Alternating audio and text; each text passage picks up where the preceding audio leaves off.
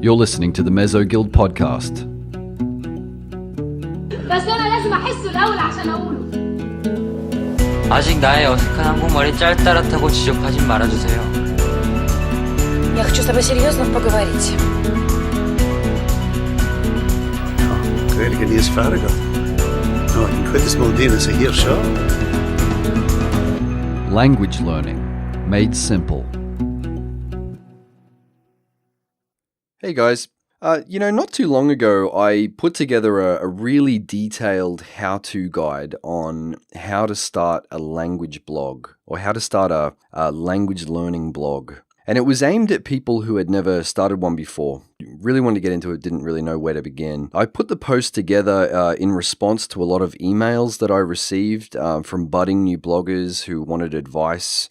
People who had emailed me wanting to know how to share their particular language learning experience or perspective with the world. It's really become popular. A lot of people want to do it, and so I thought I'd respond to that. And, as dense as my article was, I still feel like I should revisit it. I feel like there's so much more that I could add, that I could have added. Starting a blog is one thing, but getting people to follow it is a different story. So today I'm going to do a really important follow-up to that. And, obviously, if you're not interested in language blogging, if that has no appeal to you, if you're just learning languages, then feel free to switch off. But if that does apply to you, then keep listening.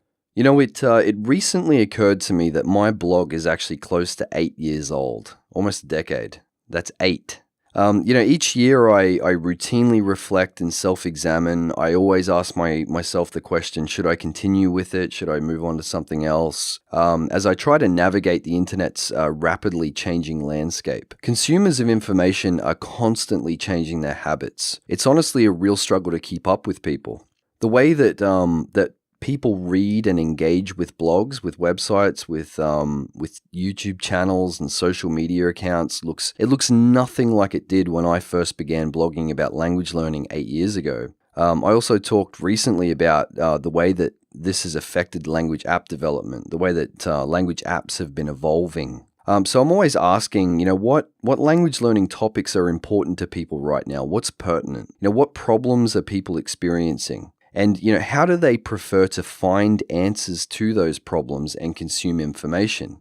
Just to give you an example, I've read quite a few articles over the last 2 years, or very recently on video, on the topic of video, that all suggest something like 80% of online content is now or will soon be consumed in the form of streaming video. So things like YouTube and Twitch, live streaming. That means that fewer people actually read blog content. Fewer people are actually reading for language learning and for all things. And they're going straight to YouTube, places like YouTube for answers. I even asked recently on my Instagram account something along the lines of who actually reads blogs anymore? Of course, many people still do, but I think the level and depth of engagement has shifted massively. I recently started a completely separate tech channel on YouTube for another hobby of mine. It's called IBSD. It's totally unrelated to languages, and it's already bringing in hundreds of comments per video and tens of thousands of views with virtually zero effort on my part. And this is the kind of engagement that I saw on language blogs about 5 to 6 years ago. It's really shifted. I've seen things change. Times are definitely changing. So in terms of advice, I'd say the first thing is to watch for shifting trends in language learning. Trends tend to sneak up on you when you're not paying attention. Like, what the hell is TikTok? This thing that it's so popular and I don't get it. I don't understand the obsession with it. Do you know what the most, or at least one of the most popular language learning channels is on YouTube? It's this channel called Lang Focus, and it has about 600,000 subscribers at the time of this recording. And all it is just some guy choosing a random language. He reads off a dozen or so facts that sound like they've been directly lifted from Wikipedia, puts a couple of stop cuts in there in front of a green screen. It really looks like a high school presentation, but this channel is massively popular and it's frequently shared on Reddit and social media. Now, why is that? Well, I believe it's because this is a trending video style format on YouTube, indicative of much shorter attention spans. People have shorter attention spans these days. It's how people prefer to consume information now. It's unfortunate, in my opinion, but that's the trend. Things like IGTV on Instagram are another indicator of this. Who's going to read a well thought out 2,500 word blog post? In fact, I just wrote a 5,000 word blog post yesterday, when they can just get the gist of by watching 9 seconds on IGTV. A bit like people who get a 15-minute summary of a dense book on sites like Blinkist. This is this website where instead of reading a whole book, you just go and get a 15-minute summary of the book because you just can't be bothered reading the whole thing. I talked in detail once before about language apps and the way that they are increasingly being tailored for tiny attention spans. Things like Duolingo have UI designs. They're very nice. They look great, but they're intentionally designed to look like children's toys and offer immediate gratification to the learner with gamified sounds and cartoon awards. My chief concern as a language learning influencer is that I see too many people falling down the rabbit hole of non-human interaction learning, that authentic human interaction takes a back seat. What's the point of learning a language at this stage? But does this mean that blogging is dying, that language blogging is dying? I don't think so. It just means that you need to be mindful and adapt accordingly, but subtly resist bad trends at the same time. Make sure to offer the one language learning angle that you're an expert on that nobody else can do as good as you can. In my language blogging guide that I wrote, I talked about having a unique angle. A new blog called How to Learn Spanish has like a tiny chance. I'm talking like a fraction of a chance of being found unless the content is mind-blowing. But if you had a blog called Mastering the Art of Cursing in Chilean Spanish, for example, it's going to make you an instant authority on the topic of Chilean Spanish slang and curse words, right? It's very, very specific. It's ultra specific, but it makes you interesting. It makes you stand out. So in no time at all, your very, very unique targeted blog will be prominent in every search engine for Chilean Spanish slang and related topics before you know it. Sure, there won't be as many people looking for such a specific topic, but when they do, you're going to be the guy or the girl. The problem is I see a lot of people trying to create these incredibly generic language learning blogs on topics that they can't possibly be heard in anymore. Be an expert on one single aspect that nobody else is. It's getting harder with more people drowning out every market and niche, so you need to stay creative and find your own voice. A few good examples of this are people like Connor Klein, Language Czar. He has a website. He's actually shifted more in the direction of travel language dating. So he goes around Ukraine and Eastern Europe. You see him on Instagram all the time. He's kind of like the Roosh V of language learning. He just goes around sort of chatting up chicks and talking about culture and women. But it's totally unique. Some people might not like that, but it's very, very unique. You got people like Ollie Richards from I Will Teach You a Language. He's a friend of mine. He's all about talks about stories and language learning. He's really taken that angle and he's done it well. And then people like Lindsay Williams from Lindsay Does Languages. She has a project called Language Stories, and she travels around doing sort of documentary-style podcasts on languages. It's very unique and it's cool. It's interesting. They're not just blogging about languages generally. They have a unique position and purpose in what they do. Now, no one cares about your language mission anymore unless it teaches them something. This is definitely a massive change that I've quietly observed over the last couple of years. Language missions don't seem to generate much buzz anymore. Now, a few years ago, a blogger could announce a language mission, like I'm going to learn, Hebrew in 3 months. I'm going to learn Irish in 8 months. And then there would be, certain restricted conditions to make it more extreme, make it more difficult. Maybe you're, I remember Benny Lewis did a thing where he was learning Egyptian Arabic, but he was in Brazil, things like that. And then they would go and document their progress online. I did this a lot. And ultimately it would generate tons of discussion, tons of debate and controversy. And, in some cases it would draw out media attention. I was interviewed by the Irish radio and TV when I learned Irish. The BBC contacted me after I learned Korean, and Esquire magazine actually contacted me for an interview after I learned Russian.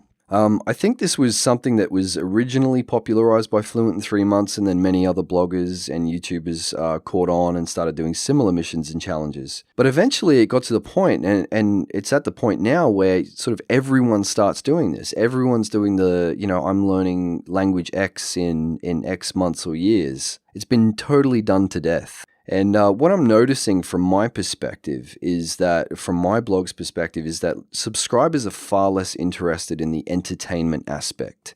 Can he do it? Or can she do it? And more in what they can extract out of it for themselves. How does this help me in what I'm doing? How does this help me learn better?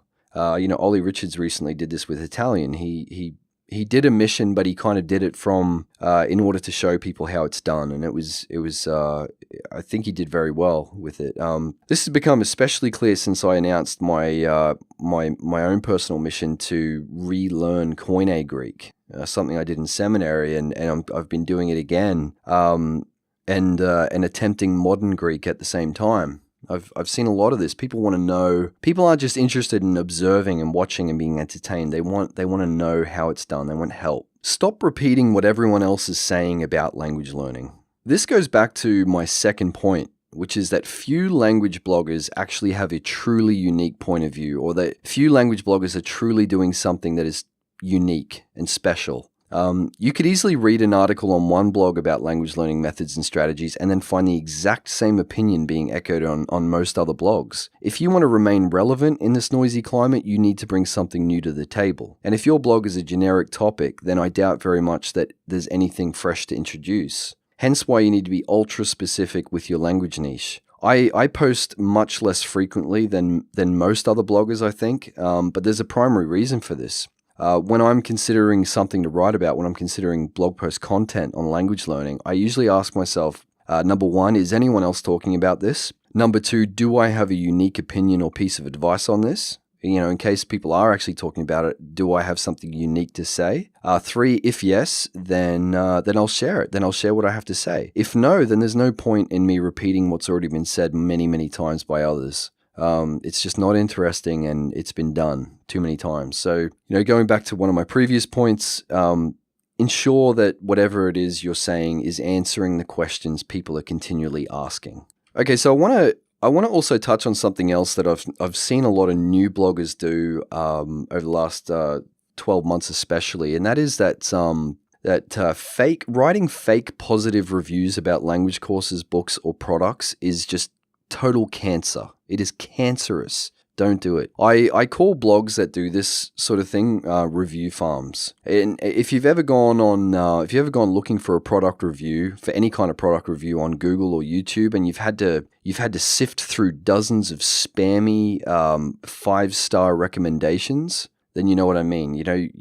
Everyone's got these glowing recommendations for these products, and really it's just because they're getting paid for it. It's a plague. It's a plague. It's the same with computer products. If you go researching a new laptop, for example, you end up navigating to like page 3, 4, or 5 of Google because all the first pages are just full of sites offering these amazing ratings for products because they get a huge commission on it. These sites often have huge teams. They have huge search engine optimization teams working round the clock to ensure that their spotless 5-star reviews stay on page 1. In fact, I've actually started using DuckDuckGo and Bing as more reliable search engines when it comes to product reviews, because the Google algorithm in this particular area is so biased. It's so hard to actually find legitimate recommendations or legitimate reviews. It can be really tempting for any language blogger, for any blogger in general, to write an amazing recommendation for a course or a book, even if they've never even used it before. No research at all, no time spent actually using it. Just, you should buy this course because it's fantastic. It's so disingenuous. They're doing an enormous disservice to ordinary people who are looking for information, and it's a great way to lose trust. To lose the trust of your readers. When they find out that you recommended a crappy product, then your trust is gone. Over time, your inbox will get flooded with requests from startups and companies for glowing reviews. I get this all the time, like constantly, like almost daily. Will you add my language product to your resource list? I actually had to put all these warnings on my contact page just to tell people to stop doing it. Just avoid the temptation to plug everything without doing your homework and without being honest. And the next point, going on from that, the next point is that, and this is actually worse, fake negative reviews of language products are worse than cancer. They're the AIDS of language blogs. Don't do it. So people have realized that these fake positive review farms that I talk about they're a dime a dozen, and people are starting to ignore that sort of stuff. Like I said, I go to different search engines. I skip to page 3 of Google because it's like banner blindness for reviews. People are just sick of it. And so what people have started doing, what disingenuous language bloggers have started doing, is they use a deceptive ad bait strategy, which is to completely trash a product in order to draw attention to something else. So you might see a review on on Google that says something like product X, whatever it is, product such and such a book review, don't buy it. Or such and such language course review, a complete waste of money. Things like this, and the whole point of this is these are clickbait titles, so they're designed to get you to be curious. So you see that and you go, oh, I want to know why that guy's telling me not to buy that, and so you click through there and you end up on something that's just spam and dishonest. It's really, I say it's worse than positive reviews because it can be much harder to tell if this person is actually being truthful or not. You don't know if it's a legitimate thing or not. We fell victim to this by a band affiliate who actually went and posted a hit piece on our project. We banned him, and he posted one of these things on his review site, quote unquote, and to score some revenue through ad clicks. And there's really nothing you can do about it when they do that. But, of course, there's nothing wrong with a negative review if it's justified. If you meticulously go through a language course or product and you find that it's failing in many ways, then it is completely legitimate to share those findings. You're providing a valuable service by educating learners before they buy. For example, I've written several reviews on my blog, my language blog, for products that were perceived as being harshly negative. Products like Living Language and Michelle Thomas. Michelle Thomas has been my most critiqued review. Like people have given me a lot of flack over it, actually. But in every case, I spent weeks using and researching these language courses, as well as researching the experiences of other people. I communicated with the course creators and publishers in order to ensure that what I was sharing was accurate and fair. I can't tell you how meticulous I am about my information. I double, triple, quadruple check every sentence of my reviews. I want to make sure that what I'm saying is right. But even then, a negative review against a company or an individual should never be taken lightly. If you go hunting around for language courses or books to spotlight whatever negatives you find and diminishing its actual value just to get people on your email list or to sell to them in some other way, it's really unethical. It's like it. To give you an analogy, it's kind of like, imagine setting up a restaurant next to another restaurant and putting a massive sign out the front of your restaurant saying, "Don't eat here, you'll get food poisoning, come and eat in my restaurant instead." That's basically what it's like. As the internet gets more and more noisy, especially in the language learning niche, people are going to start stooping lower and lower in order to be heard amongst the crowd. Here's the right way to approach reviewing a language product. You should actually want it to be a good review. Going back to one of my previous points, wanting it to be a good review does not mean making it a good review. It just means that you care about it. Start reviewing it from the perspective of someone wanting the product to succeed. Any negative aspects are unfortunate flaws. Seek out clarity from the publisher or the creator. One of the first things I do before publishing a language product review is I fire off questions by email or phone to the people who actually made it. Offer them suggestions for improving. Be open to second chances from publishers. Just to give you an example, I accepted Michelle Thomas Greek from the publisher, from Hotter Education, after I was unhappy with the Arabic edition. I was actually willing to give them a second chance.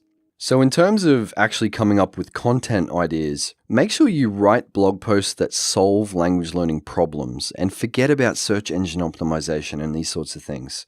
Search engine technology is becoming so sophisticated that SEO is becoming a redundant term. Like, it doesn't really matter anymore. Despite the issues that I have with Google that I mentioned just before, like, They have put a lot of work into updating their algorithms to detect what people are searching for, to detect searcher intent. So even if what you're typing in is completely different, it just, I don't know, Google just has a way of figuring it out, and obviously it goes based on other things that you've looked for before. So they start to piece things together, and it's amazing what they've come up with. Some of it I disagree with, some of it's a little bit too invasive, but it's pretty amazing these days that you can write an article that is you haven't even thought about optimizing it for the search engines, and Google just knows where to put it. Google just knows that it's a valuable article, and they know what it's about.